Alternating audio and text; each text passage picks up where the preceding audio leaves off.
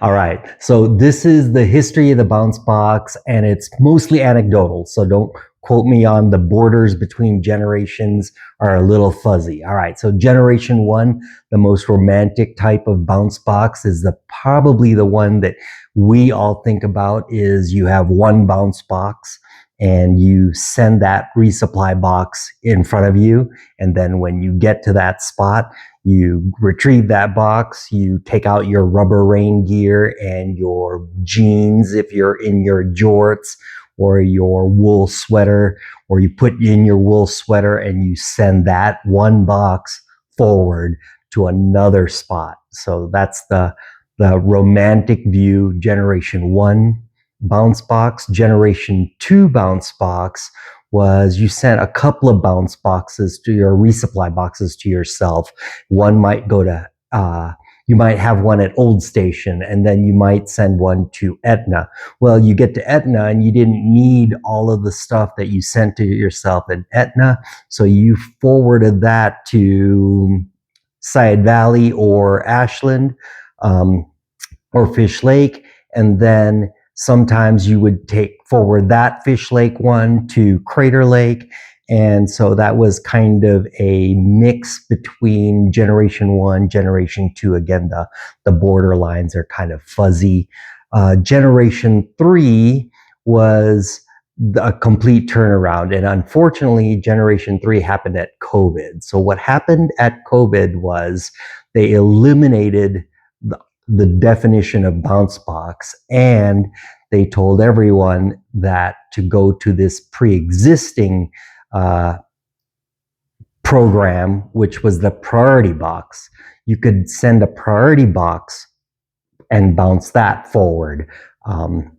So people that got hired after 2020 and 21, when you said I wanted to bounce my box forward, they had no idea what you were talking about because they got hired after 21. Some of the old time postmasters in your smaller towns, they would still do it for you, even though they eliminated the program. They would kind of do you pass the attitude test, they would wink and forward your bounce box. They will still do that today in 2026. They will do that for you. So feel free to pass the attitude test, and in the smaller towns, try to get your boxes forward to you. Back to generation three, the bounce box was if you had a priority, you could forward it to the next stop.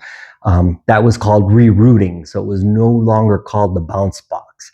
The people at the bigger post offices didn't know what you were talking about when you said, I wanted to bounce my box forward, because they all called it rerouting according to the policy. All right, so now we're going into generation four, and they put even more limitations on that. So that was generation three, was you could send it forward, and technically you could only send it forward once. But again, the small town post offices were like, yeah, we'll send it more than once. So generation four, the one we're currently under, 4 or 5-ish, again, they're blurry lines. Generation four, you could only send it forward if it's en route, if it hasn't approached its destination. If you were sending a resupply box to Lone Pine by priority mail, and there's three or four different types of priority mail. I'll do that in a separate episode. But if you were sending it through priority mail, you could bounce it forward, you could reroute it forward, but you could only reroute it once in 2023. And then in 2024, they made it even less, and you could reroute it when it's en route. But if it lands at Lone Pine, you can no longer bounce it forward or reroute it forward if it's already arrived at Lone Pine, except at those smaller post offices. And Lone Pine and Independence are one of them, are two of them, Etna, Cascade Locks. There's actually several, but it's just not going to happen in Mammoth or in South Lake Tahoe or in Truckee. But your postmasters in Old Station and Etna, Side Valley, they'll still continue, if you pass the attitude test, bounce your box forward. But in any case, or reroute your box for whether it's arrived or not. But technically, in 2026, you have to send it priority in order to reroute it.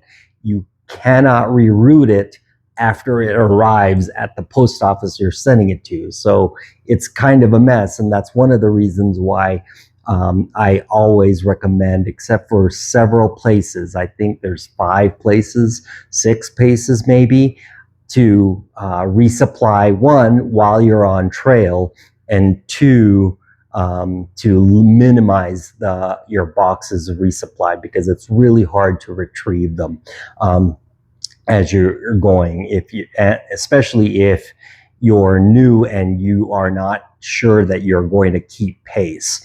Now, some of you guys that are doing 30 miles a day, you know exactly where you're going to be 4 days from now and 12 days from now. I'm not talking to those people. They don't need to listen to this. Okay, so make sure to put PCT hiker on your box. Make sure to put your phone number on your box. The reason is, for the PCT hiker, most post offices will hold your package for 7 days. Some of them will hold it for 14 days. So they're not really obligated to hold any package longer than 14 days.